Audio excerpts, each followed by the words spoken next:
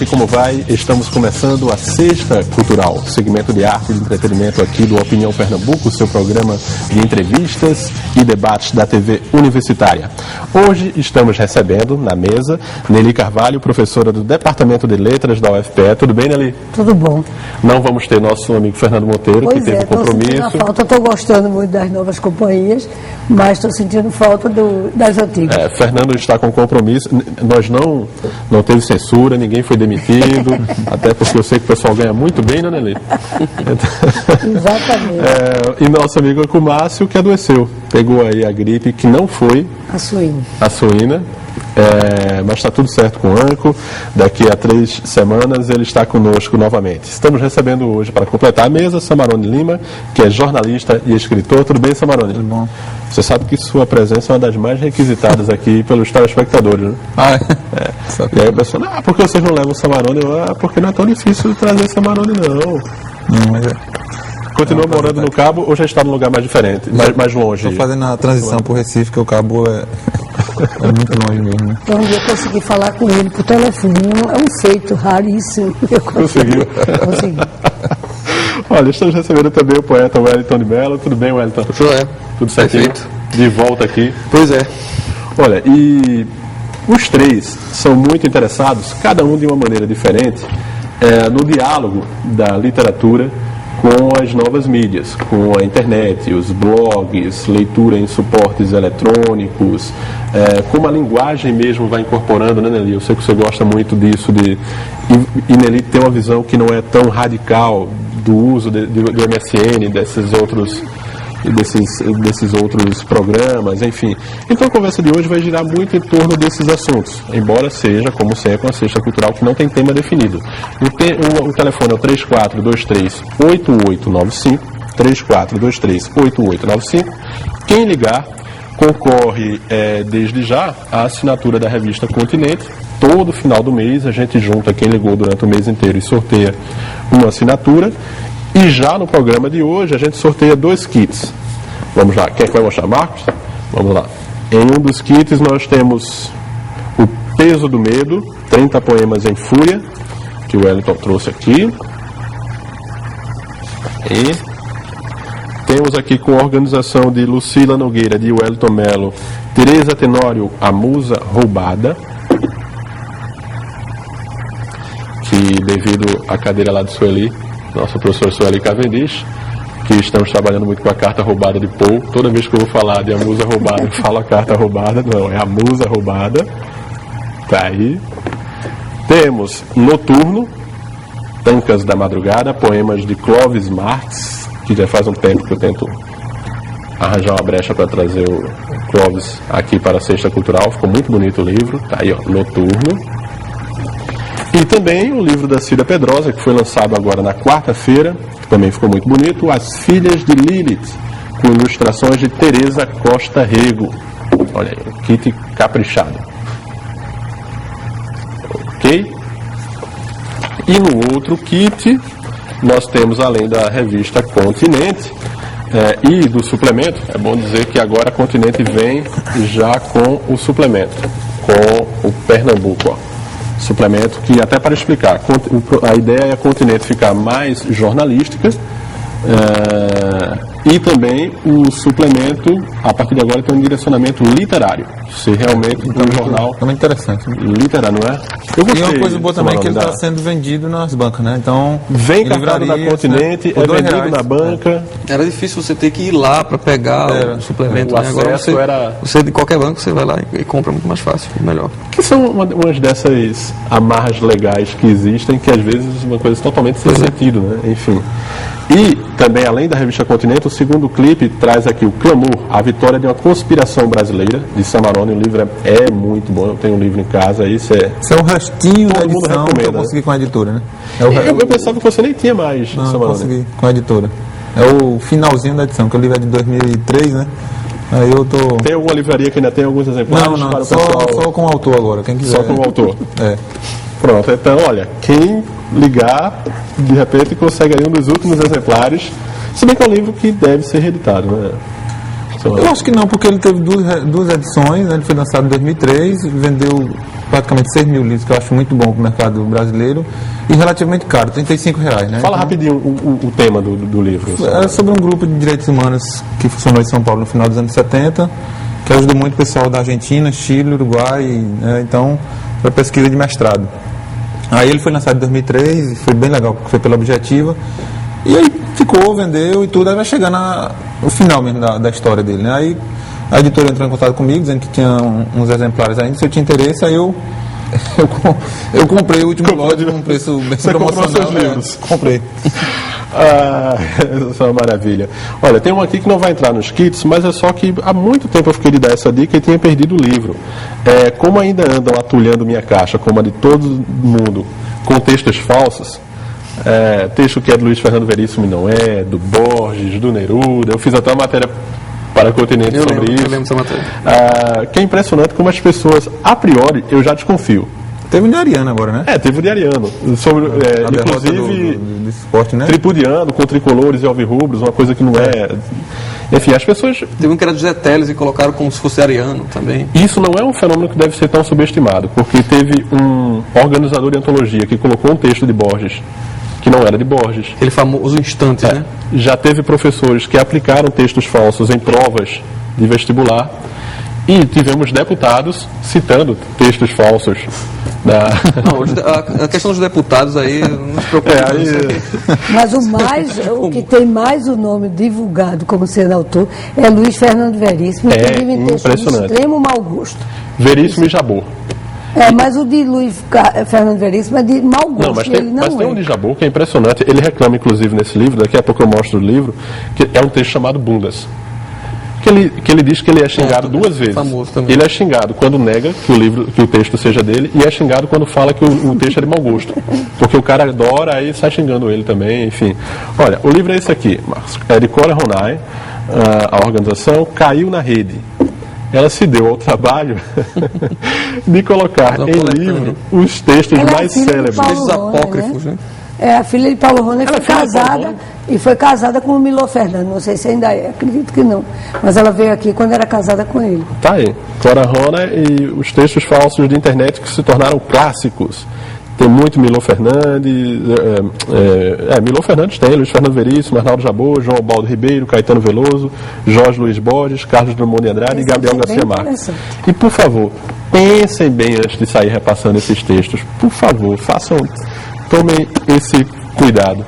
Eli, você recebe muita coisa pela internet ou seu e-mail é até tranquilo? Não, muito.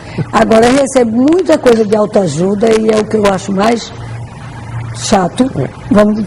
Vocês devem receber também. Você ria, corre, PowerPoint. Passa para 10 pessoas, senão você vai morrer amanhã. Aceite a vida, procure. É tanto conselho que a gente recebe. Um belo dia para você, um lindo dia.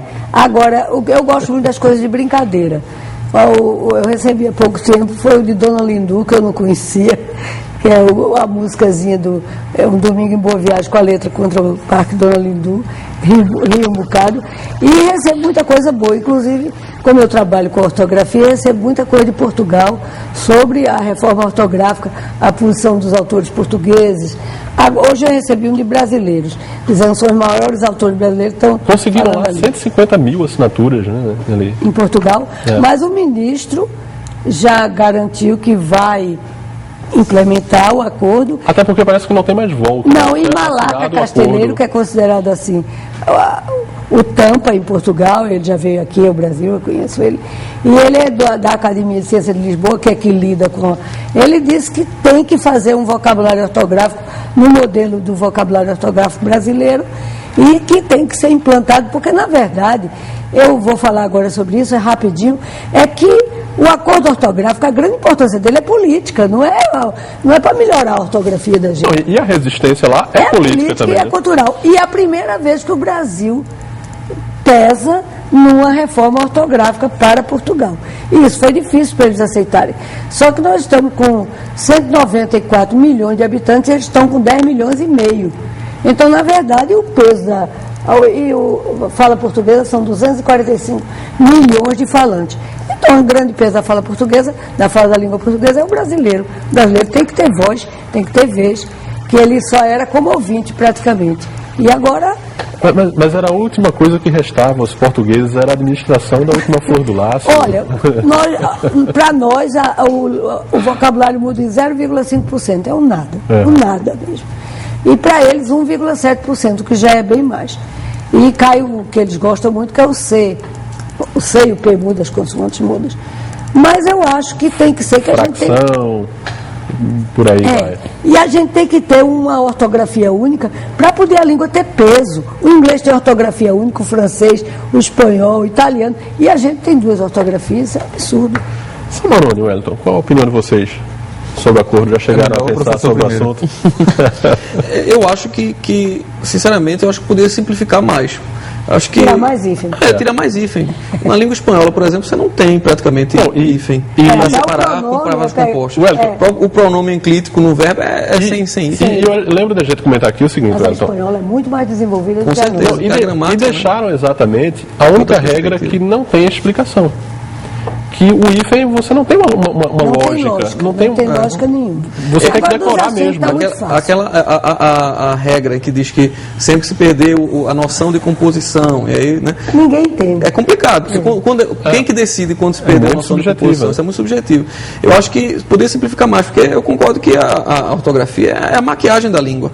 Não vai se mudar a pronúncia, não vai se mudar nada. Não, nadinha. Só para que os livros brasileiros possam circular no mundo de fala lusófona. Samarone, no blog você já tem utilizado o acordo ou ainda não? Não, eu confesso que o tema está sendo discutido e eu não dei muita atenção assim. No blog mesmo eu continuo escrevendo. A única coisa que eu já sei, mesmo assim, já incorporei, foi o trema, né? O trema mas na verdade isso é uma coisa muito pessoal minha. Eu tenho muita dificuldade com as regras todas, com o domínio da língua. Então eu sou muito visual, então eu resolvi não mexer por enquanto para ir me adaptando, né? Agora eu achei a ortografia visual. Pois é. Não é? Agora, o que eu achei foi que foi uma coisa muito apressada, ou seja, mal foi publicado, já tinha a obrigação de comprar os livros com as novas regras, tem uma coisa meio comercial, né? Importante. Muito. Mas tem um viés político muito bom, muito interessante. A língua portuguesa é entre quinta e sétima, dependendo da contagem, do mundo, e não pode ser usada nos organismos internacionais. Então, é uma coisa que é o Brasil que vai levar a língua para aí. A ONU, todo o Unesco, tudo isso, a língua entra espanhol, entra francês, mas não entra o português. Então precisa uma unificação por conta disso. E era isso que Antônio Weiss, com quem eu trabalhei, se batia muito, para que o português fosse uma língua do cenário internacional. Na verdade, a gente usa a língua de uma forma muito intuitiva, né? Eu lembro que Anco falou isso aqui. Essa semana, alguém na equipe de produção, a gente estava falando lá sobre o mais, o contudo e tal, e aí eu comecei, esse lance de conjunções adversativas eu tenho toque. Para não repetir de mais uma, quando eu termino o texto, eu faço Ctrl L e vejo quantas tem de cada uma para dar uma distribuída melhor. Aí alguém disse, eu nem lembrava mais dessa coisa de conjunção adversativa, eu só uso. E eu lembro que Anco falou aqui no ar, mas eu também não lembro mais de como se chama... De tongo, ele disse, as regras. Eu sei fazer, mas o brasileiro não tem essa tradição de guardar como se chama eu acho que se confunde um pouco o ensino de gramática com o ensino de terminologia, né, de nomenclatura. Todo mundo tem uma gramática internalizada. Né? Essa gramática internalizada... Você é professor de português? Estou vendo pelo vocabulário. Todo mundo tem uma gramática internalizada que você utiliza o seu dia, você não precisa saber os rótulos. É uma raça, né? É uma raça. Já tem um dialeto, né, Samarone? Mas olha, uma coisa que eu queria falar aqui, a minha preocupação com o Enem. Essa semana nós tivemos no Conselho Estadual de Educação uma reunião sobre o Enem. E eu estou evitando, estou fazendo como você faz com a ortografia, eu estou enfiando a cabeça na areia e não querendo saber muita notícia. Aí você vem e puxa o assunto aqui. Ó. Não, porque aí me preocupou. Eu sou muito, vamos dizer assim, nós somos pernambucanos. E quando eu vi a centralização, que vai ser o Enem, vai ser todo centralizado, as perguntas vêm de lá, a correção é feita lá no Centro-Sul, então a gente vai perder toda a nossa autonomia. Sim. Isso me preocupou. Mas perde se quiser, Nelly. Sabe por quê? Deixa eu te dizer o argumento. Até porque a gente fez aquele programa aqui, a gente discutiu muito, e aí eu mudei alguns conceitos que eu tinha. O Ministério, ele te dá autonomia para usar o Enem e usar outros elementos. Mas vai todo mundo usar o Enem? Não, calma, deixa eu dizer. Por exemplo, a federal, diferente da rural, continua sendo mista, ou seja, o Enem vale por uma fase e tem uma segunda fase.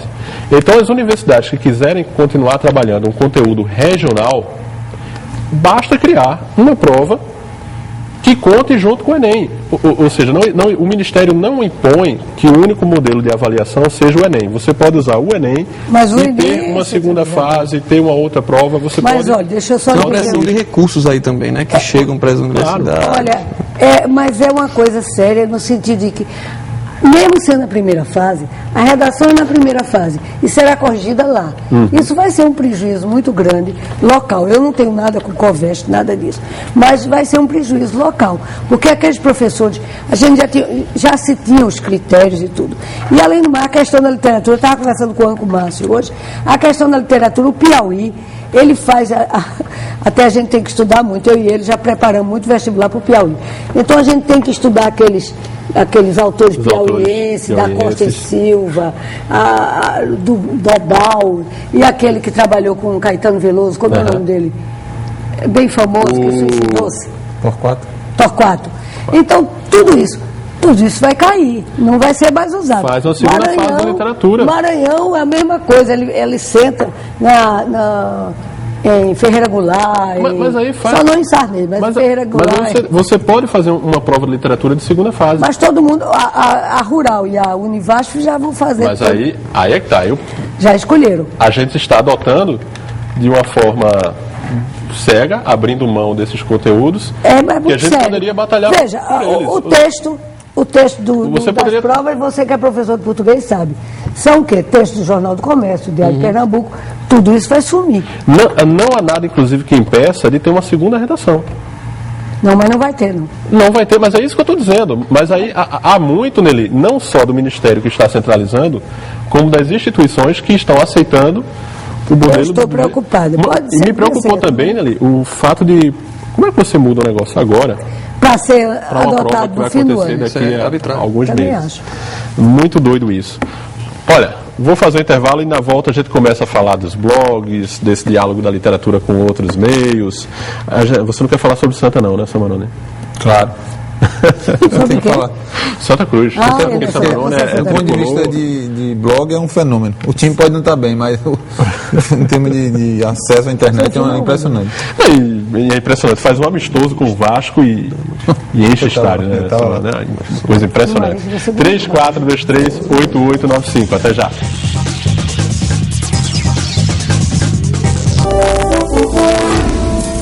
De segunda a sexta, 1h10 da madrugada, o jornalista Antônio Magalhães entrevista diversas personalidades do Estado, com Assembleia na TV Debate.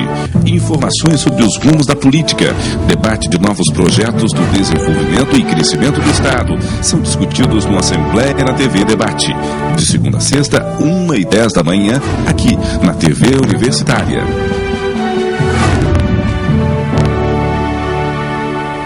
E competência, apontado pelo DIAP como um dos melhores parlamentares do Brasil. Sérgio Guerra comandou por 10 anos a luta no Congresso Nacional e garantiu os recursos para o complexo de Suape. E acaba de garantir 85 milhões para duplicar a BR Recife-Carpina. Eu luto pelo desenvolvimento, para que em cada canto do nosso estado haja mais oportunidade de uma vida melhor para a nossa gente. Desenvolvimento e empregos. PSDB.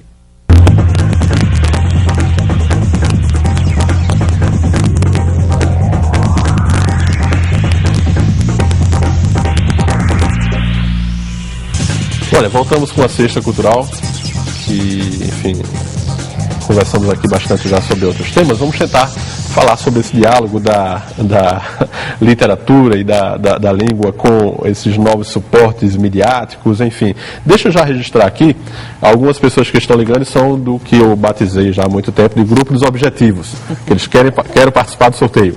Hinaldo de Ipsep, Tamires do Cordeiro, Bruno Rafael de Ponto dos Carvalhos, Wesley da Boa Vista, Hernandes Abreu e Lima, Mariana Faria da Torre, Maurício Santos da Cidade Universitária, Jorge Lins, Olint da Jaqueira, Valmer Dutra de Caxangá, Daniel Xavier de Ponte dos Carvalhos diz que a mesa de hoje está excelente, Júlio Villanova do Janga, gostaria de mandar um abraço para a Nelly.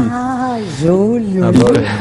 Júlio passou no concurso agora para professor da Rural e é ele que escreve sobre frevo. Ele tem Panorama do Fulião e está agora fazendo uma tese de doutorado também sobre o frevo. Olha aí. E pergunta para a mesa se os e-readers representam uma ameaça para os leitores gutenbergianos. Olha, deixa eu só provocar vocês nesse sentido. Até para contextualizar. O tal do e-reader, realmente, ele avançou muito. Ele já não emite luz. Ele é basicamente do tamanho de uma página. Eu não tenho porque, com meu salário de TV universitária, eu não vou comprar um negócio desse nunca. Mas de compensação, quando você terminar o mestrado, seu salário vai dobrar. Olha aí, Deus queira. Deus queira e o diabo permita, eu não quero briga com ninguém. Aí ele é mais ou menos desse tamanho, não emite luz. Um dos modelos pode se conectar direto na internet, o outro você tem que conectar num computador que esteja na internet. E você pode, de repente, baixar nele 4.000 livros, 3.000 livros, 5.000 livros.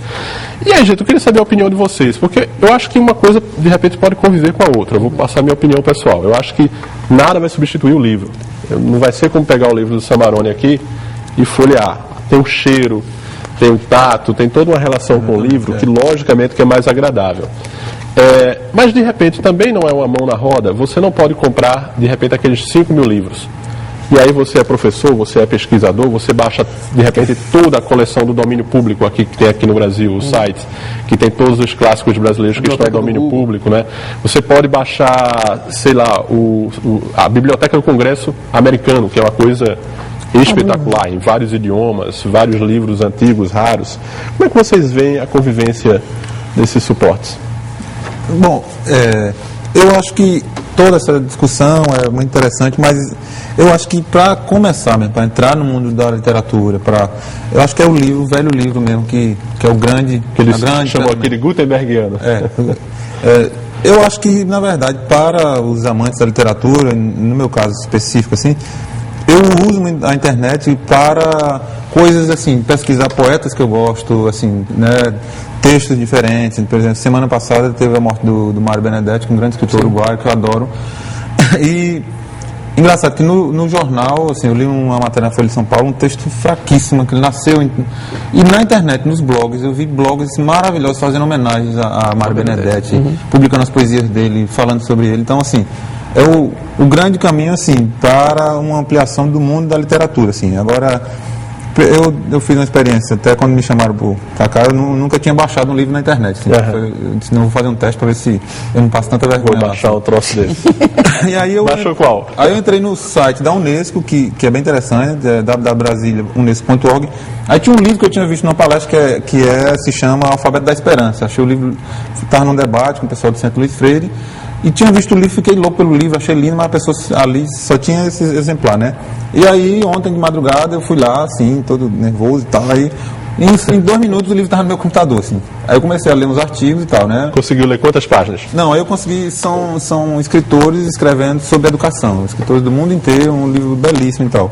Mas eu não consigo me ver, por exemplo, lendo um romance no computador, assim, realmente, poesia tudo bem, com uns contos e tal, mas... Mesmo com essa melhoria de você poder carregar para qualquer canto, de ser o tamanho de um livro, de emitir luz, não deixa de ser suporte eletrônico. Eu acho que é uma ferramenta, né, vai crescendo, assim, mas eu sou mesmo de andar com um livro na minha bolsa, né, eu gosto do livro, mas é uma na coisa... sua cabeceira ou outra. Né? Você sabe que esse, você vai levar, né?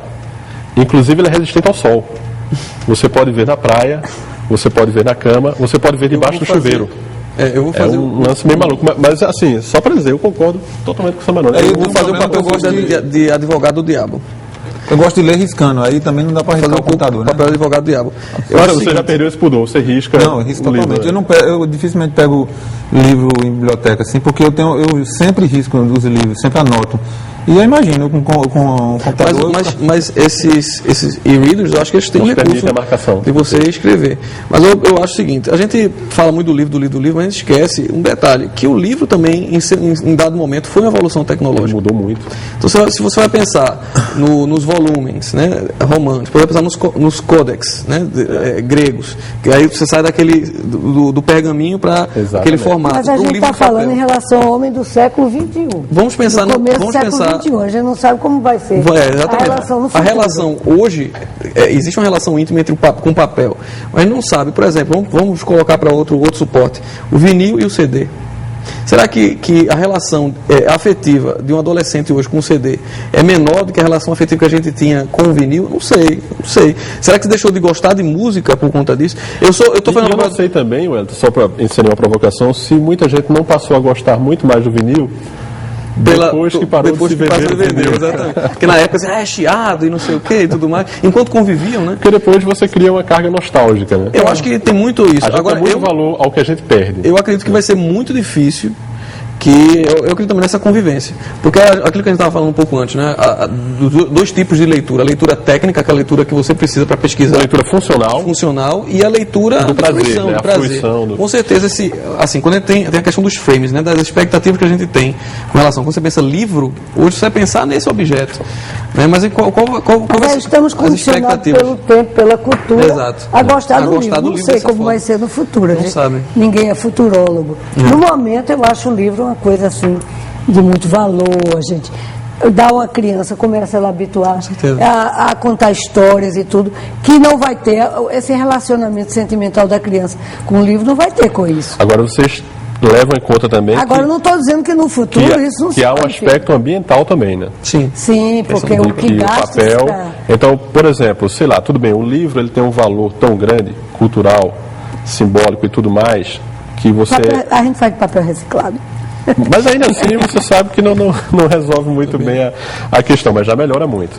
Mas, sei lá, derrubar florestas para publicar jornais que são, por natureza, uma efeméride, a notícia efêmera, aquilo que passa, enfim, e que a gente joga fora. A verdade é essa. Muito pouca gente faz arquivo durante muito tempo dos jornais em casa. No dia seguinte já joga o jornal. Quem guarda um mês. Que a internet, né, todo esse mundo, é uma grande contribuição para a literatura. Quer dizer, a quantidade de pessoas que hoje que escreve, que está publicando, não importando, né, se tem publicidade, se tem assim, os blogs, as páginas de literatura, tem páginas fantásticas, né? O teu blog mesmo é muito visitado, né, Samarão? Pois você publica crônicas. Pois é, quer dizer, a gente fala muito de livro, mas a literatura, né? Então tem muita gente escrevendo crônica, poesia. E o pessoal comenta muito. O texto pequeno a gente aguenta ainda no computador, né? O texto longo, eu mesmo quando recebo, eu imprimo para ler. Eu prefiro imprimir e ler. Sei que é errado, posso ler na tela, mas não gosto de ler. Agora, o texto longo, você ler na tela, é horrível. Agora, isso volta a dizer, estamos tendo em vista o computador. E não é isso que você está falando. Outro suporte. Outro tipo de suporte. E a gente não sabe onde esse suporte vai parar, né?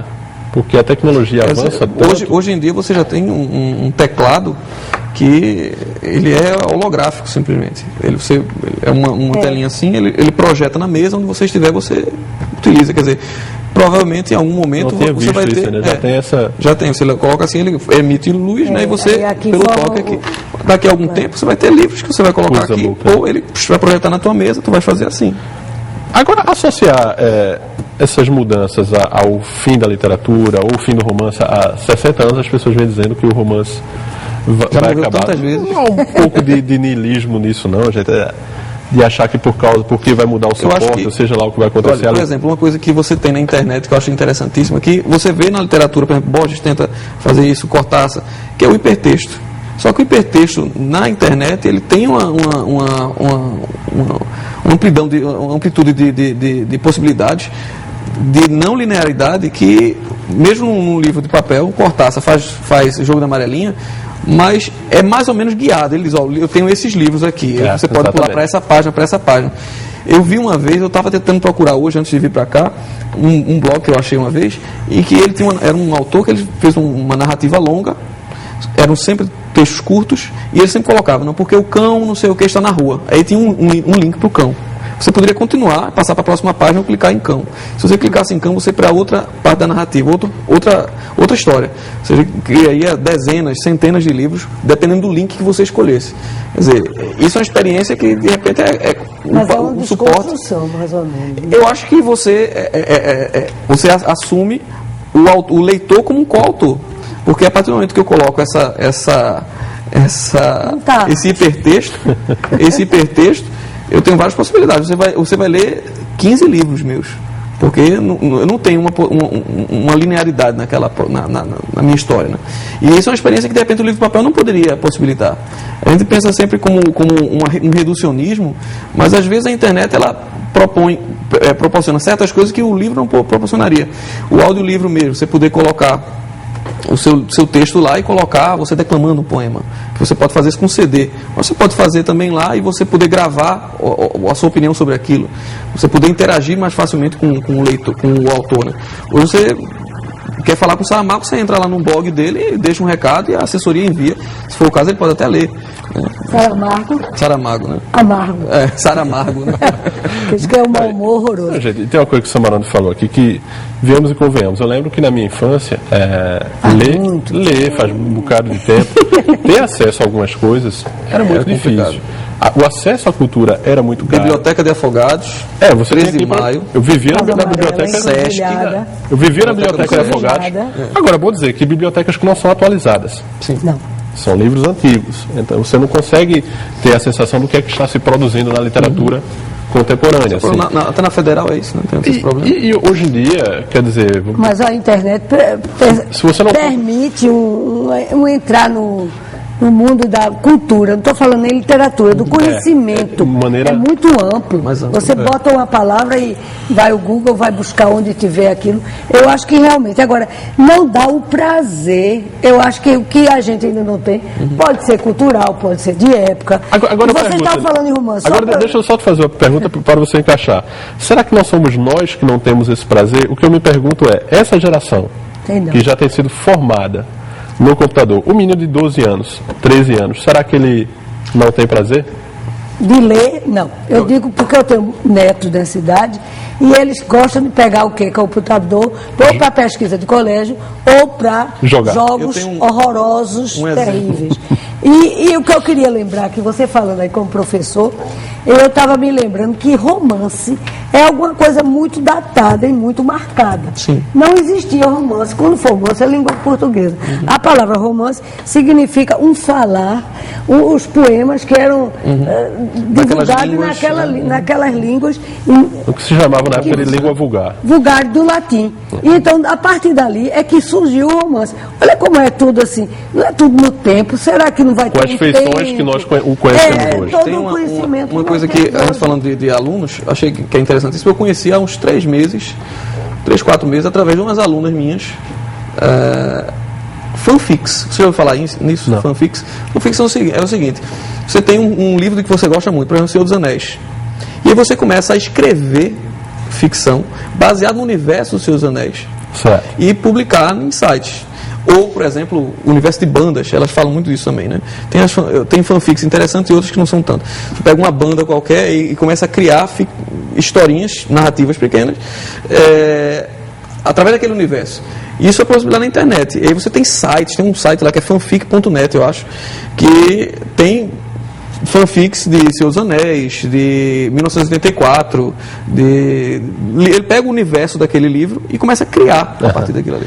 Olha, lógico, o Elton também vai falar do blog dele depois, mas isso que o Elton fala, de certo modo, é uma característica própria da internet, né, Samarone? Por exemplo, você tem o teu blog está em qual endereço, Samarone? Acho que, inclusive, a gente pegou para colocar na tela os dois blogs. Estuário.com.br.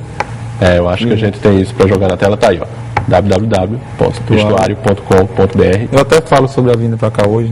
Não, as crônicas são muito boas, o blog é de muito bom gosto, ele é simples. Eu acho que ou faz como o Elton fez, que faz em formato de site e faz bem feito, ou faz apenas um blog simples, elegante.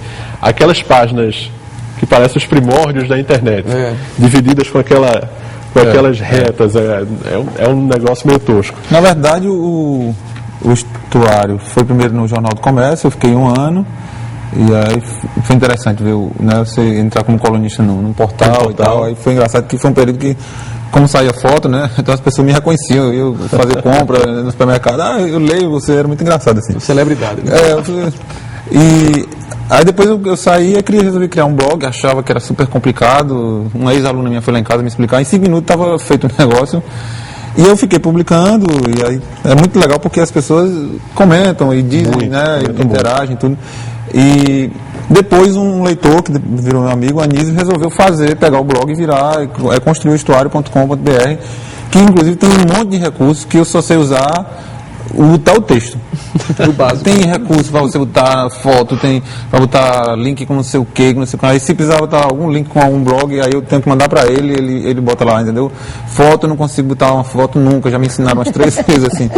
Mas eu não consegue ou tem alguma má vontade? Não, eu fui na casa de Dimas, que é um dos que ajuda a manter a história, aí eu sento com a caderneta, aí ele me explica tudinho, não sei o que. Mas assim, eu acho que é uma linguagem, né, que assim, tem uma geração nova que brinca com isso, né, assim, eu não consigo, assim, é uma dificuldade mesmo, assim, aí, mas eu fico muito contente de botar os meus textos e a relação com os leitores. O que o Elton falou, Samarone, é de uma coisa puxar a outra. Por exemplo, o blogueiro, na verdade, ele acaba divulgando não só os seus textos, como outros blogs, né? Muita gente descobriu outros blogs entrando no teu e vice-versa, né? Vendo os links. Aí tem pessoas também que deixam um comentário e pedem para você visitar, eu dou uma olhada assim, entendeu? Agora, o que eu acho bom assim no estuário é que eu me organize para escrever, assim, não tem publicidade, eu não ganho dinheiro com isso, é uma coisa de gostar de escrever, mas eu sento para escrever, assim, no mínimo 2 vezes por semana eu atualizo e eu sento para escrever, mesmo sem tempo. Quando você escreve, Samarone, você tem em vista que aquele texto você pode vir a publicá-lo e por isso você escreve com certo esmero que não é só do texto publicado no blog, mas de um material que pode depois ser organizado em livro ou não? Não, inicialmente não. Quer dizer, eu publico porque eu quero continuar escrevendo e tudo. Agora eu tenho uma preocupação assim, eu escrevo, aí quando entra no ar eu vou olhar se eu errei alguma coisa, se tem alguma coisa errada, se tem algum erro de português, porque é naquela história de escrever, né, e tal. O que aconteceu, na verdade, que o estuário virou livro depois, né? Uhum. Mas foi quando eu fiquei 1 ano no Jornal do Comércio e quando eu saí, foi uma saída meio brusca assim, e muitas pessoas mandaram e-mail dizendo que eu devia separar as melhores crônicas para publicar no livro e virou um livro depois em função dessa demanda, então não era a ideia inicial. Isso acontece muito, né? Blogs que se transformam em livro. Né? Mas assim, ele também me organiza no sentido de eu tenho que sentar, mesmo sem ter inspiração, e sentar e pensar num tema, e desenvolver, e escrever um compromisso com os meus leitores. Então, mas tem coisas que mudam dependendo da semana. Por exemplo, eu ia escrever essa semana sobre um tema, como eu sou um grande apaixonado pela literatura latino-americana, os argentinos, os uruguaios, os chilenos, aí eu fui no Página 12, que é um jornal da Argentina que eu gosto muito, aí o Mário Benedetti tinha morrido no domingo. Aí claro que eu vou escrever sobre o Mário Benedetti, que é um uruguaio que eu adoro. Então, assim, algumas coisas às vezes interferem no tema, né? Assim. Agora é engraçado, que aí eu publiquei sobre o Mário Benedetti, aí entrou um leitor lá, aí deixa um comentário dizendo, poeta, um bando de besta que não tem o que fazer, não sei o que, não sei o que mais. Mas sempre tem esses perseguidores, né? E os leitores também, os outros comentaristas que vão brigar com ele.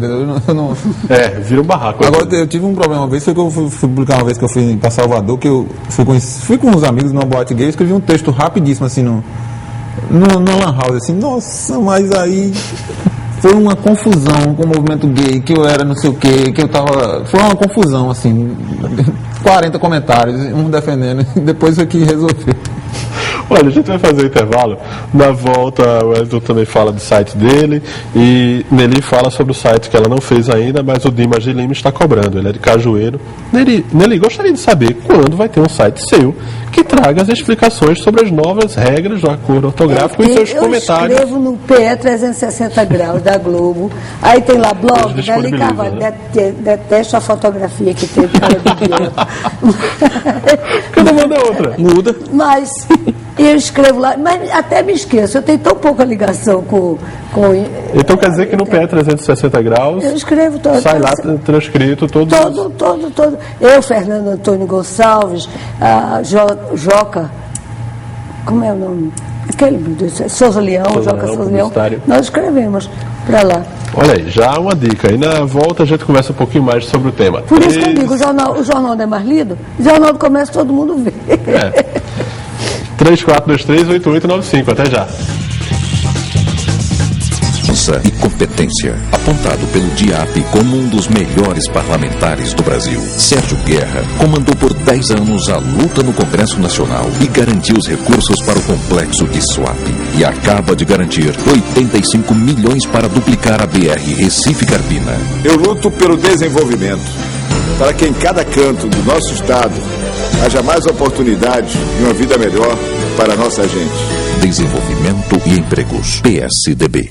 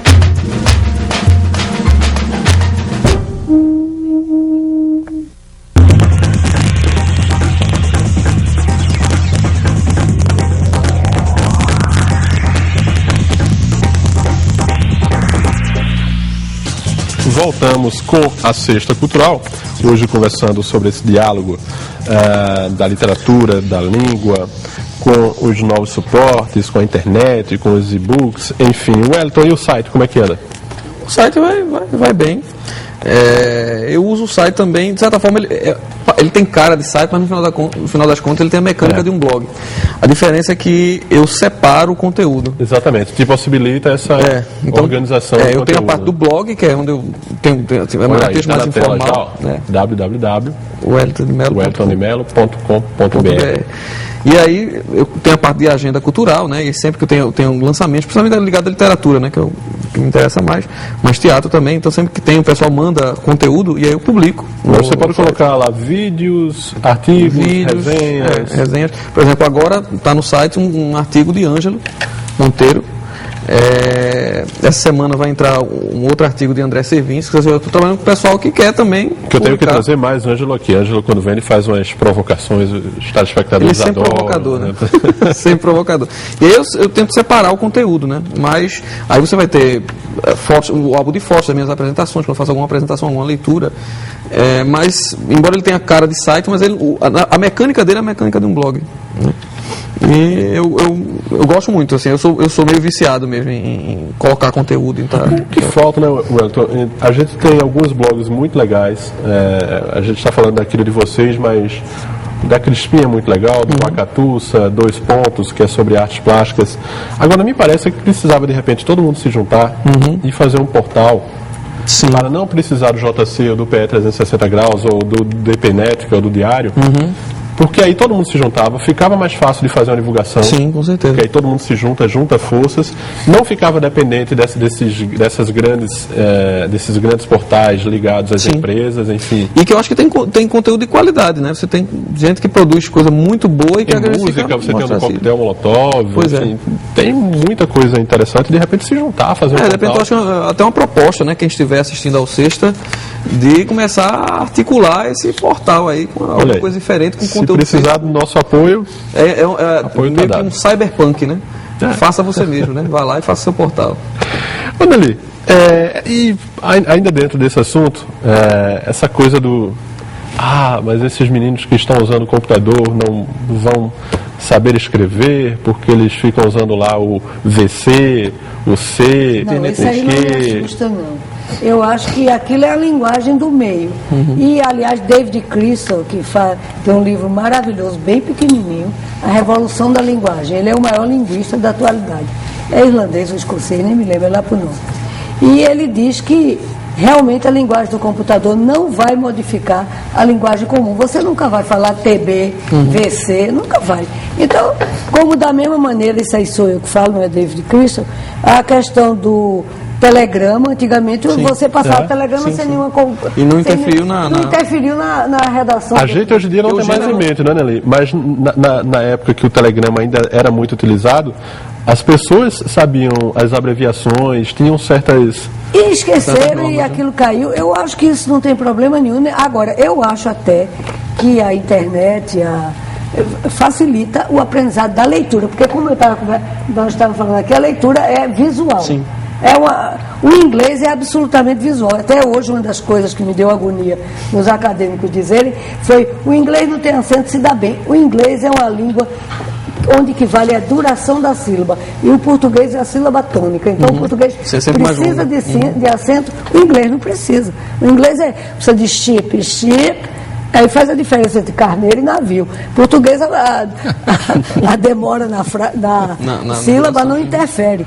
Então, realmente... Não corre o risco de você querer só matar um carneiro e acabar afundando o navio. Pois é. E então eu acho que aprende. Mas o que eu recebo de gente de pós-graduação escrevendo errado também não é mole. Eu acho que está faltando leitura. Com certeza. Não é? Eu acho que o problema sempre é se ele tem acesso só àquele gênero textual, se ele só escreve quando está em chats, talvez haja um prejuízo no momento em que ele vai ter se utilizar em outro gênero, sair daquele gênero. Se ele vai estudar. Mas eu não acho que provavelmente essa a gente pessoa tem que aceitar provavelmente esse que só usa o chat encontraria dificuldade para escrever de qualquer maneira, porque ele não lê outra coisa. Não lê outra coisa. Não é? Mas é aquela coisa, você vai transitar, né? Você não vai falar da mesma maneira com um amigo que fala num congresso. Olha só, antes pode ser até que a gente comente mais sobre isso e eu leia mais alguma coisa aqui, mas para não deixar de fazer as divulgações, eu queria que tanto o Samarone como o Wellington, cada um tem alguns recados para passar, algumas divulgações. Samarone, você não trouxe o livro, mas vamos falar um pouquinho e eu prometo mostrar na sexta-feira de Renato Lima, que é daqui a 15 dias, essa sexta a 15. Bom, aí são duas coisas. Um é que no dia 9 é fácil de decorar porque é a véspera do jogo da seleção. Certo. Lá no bar Mamulengo, na Praça da Arsenal. Às 7 horas vai ser um livro chamado A Cabeça do Futebol. Né? O título foi o que deu mais trabalho e eu confesso que não gostei muito não. Que são textos dos principais jornalistas e cronistas do Brasil, Juque Kfouri, Zé Roberto Oreiro, Zé Casado e uma galera jovem, sobre futebol. Todo mundo escreve, tem daqui de Pernambuco, tem Inácio França, que escreve no blog do Santinha também, Raimundo Carreiro, ele tem um texto, e Ângelo Monteiro, né? Aí eu sou um dos organizadores, essas coisas de internet. Um amigo meu que tem uma editora pequena em Brasília queria escrever um livro sobre futebol, aí entrou em contato com um editor do Rio Grande do Norte e comigo. Então, durante uns 4 meses nós ficamos nos comunicando pela internet e começando a pedir os textos. Mas é um time legal, hein? E o livro ficou bacana, assim. Aí vai ser lançado dia 9 lá no Mamulengo, certo? Certo. Que fica ali na Praça do Arsenal. Certo. E, bom, aí agora no final de junho, aí é um livro que eu também devia ter trazido para mostrar, que estou na revisão final a boneca do livro, que eu adoro, assim, né? Se eu ler o computador, eu não consigo ver os erros, é impressionante. Eu não consigo, um texto no computador, eu não consigo corrigir. Aí chegou a boneca, estou naquela correção detalhada e tudo, e é um livro sobre Cuba, é uma viagem que eu fiz no final de 2007 para o começo de 2008, eu passei quase um mês na ilha, então é o cotidiano dos cubanos. Eu fiquei na casa de 3 famílias, a partir dessa convivência da realidade deles, e é um jornalismo que, quer dizer, acabou sendo um livro que eu não fiz perguntas aos cubanos, eu não perguntei nada, eles falavam sobre o que eles sentiam, como eles viviam, então, e se chama... Você mais observava do que entrevistava, né? E aí foi também, eu cheguei em final de janeiro, e parece que dia 12 de fevereiro Fidel renunciou, então é o último momento da ilha com ele enquanto comandante supremo, né? Aí então, esse que está na boneca sai quando? final de junho. Final de junho, eu mandando as correções, aí em 15 dias ele fica pronto, né? Nossa, mano, publicando, vem aqui de novo pra gente mostrar os 2 livros. Certo. E, enfim, e tem aqui, eu tinha uma pergunta para ti aqui, ó. Fernanda Galvão, da Várzea. O livro Zé voltou a ser vendido também? Ah, sim, o Zé é um livro interessante porque ele foi lançado em 98 por uma editora de Minas, uma editora pequena, e ele teve um problema grande, que é um nó para quem escreve tudo, que é a distribuição. Então era uma editora pequena de Minas, que não tinha site na época, o livro é de 98, e o livro vendeu em Minas, vendeu bem, teve 2 edições, e eu fiz vários lançamentos pelo Brasil, assim, fiz aqui, era o lançamento no dia, e no dia a pessoa não encontrava na livraria. Era muito engraçado isso. E aí, mas muitas pessoas que leram até hoje, quando procuram, eu estou tentando, eu acho que esse ano eu consegui uma reedição dele, porque os direitos são meus, então, até para essa editora de Brasília, Casa das Musas, eu acho que talvez esse ano consiga retomar, né?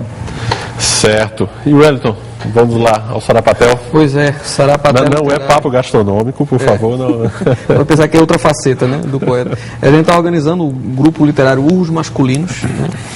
A gente está organizando o primeiro leilão de manuscritos de escritores em Pernambuco. Manuscritos originais, né? É o Sarapatel Literário.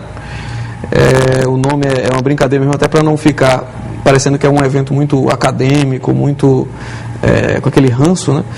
Na verdade, a gente quer colocar em discussão... Olha que isso é um ranço contra os acadêmicos. Pois é, mas é um ranço... de Sarapatel, na verdade.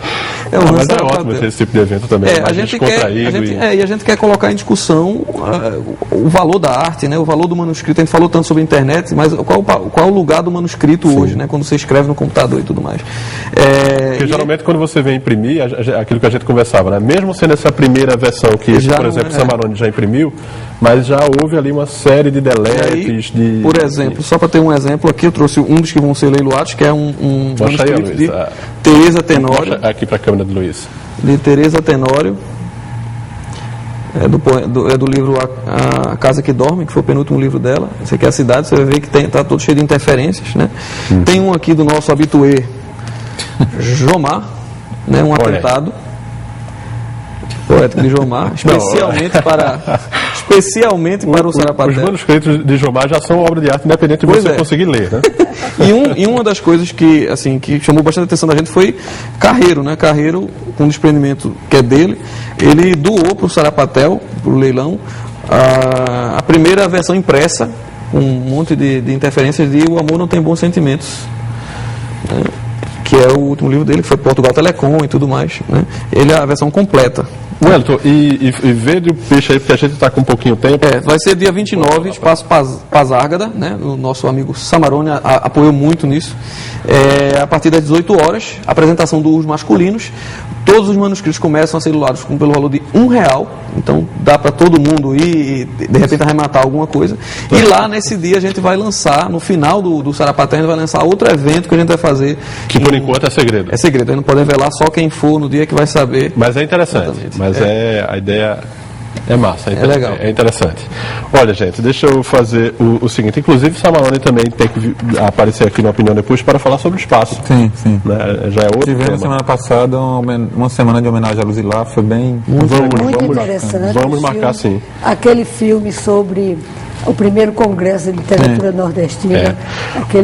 Olha, gente, deixa eu preparar aqui, senão não tem sorteio. Mário Felipe da Iputinga, Antônio Salada, Joana Figueiroa, Lídia dos Santos, Jacona Mendes da Jaqueira, Tamires do Cordeiro. Todo mundo vai para o sorteio. Deixa eu ir preparando aqui. Nelly, ainda tem mais algum recadinho rapidinho antes de eu preparar aqui o sorteio? Eu não. Não? Porque o pessoal manda tudo no final e aí complica aqui pra gente fazer esse sorteio. Fazem parte dos Urros Literários, antes que eu esqueça, né? Arthur Rogério. Sim, fala aí o pessoal todo. Arthur Rogério, né? É o idealizador do Nós Pós, de certa forma, né? Agora ele faz parte dos Urros Masculinos. E Bruno Pifardini. Somos nós três os maus elementos que fazem os Urros Masculinos. Josias de Ponto dos Carvalhos, críticas negativas ao livro de Chico Buarque. Ele perguntava se alguém tinha alguma.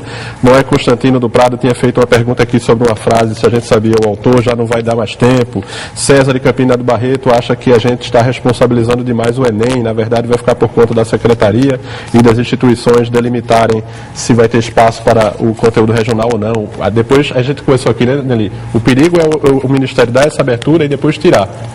Começa primeiro dando essa maleabilidade e depois... Gente, e vamos aqui ao sorteio. Deixa eu fechar aqui, fazer uma coisa aqui meio de pai de santo. É rubro-negra, Samarone? Eu sei que você não gostaria muito de... Não, nada disso, porque é vermelho, preto, olha aí. Nelly, também tiram aqui. Pronto, e aí me digam os vencedores. Joconda Mendes. Joconda Mendes. Jaqueira. Da Jaqueira. Josias Ponto dos Carvalhos. Josias de Ponto dos Carvalhos. Gente, eu sei que o tempo é rápido, é uma maldade que eu faço com vocês aqui, falar sobre tantos assuntos em tão pouco tempo. Nelly, brigadão, viu? Olha. Mas enorme, viu? Qual foi a frase que a pessoa queria saber? Eu passo para você e de repente a gente responde na próxima semana. Samarone, muito obrigado mais uma vez. Passa, né?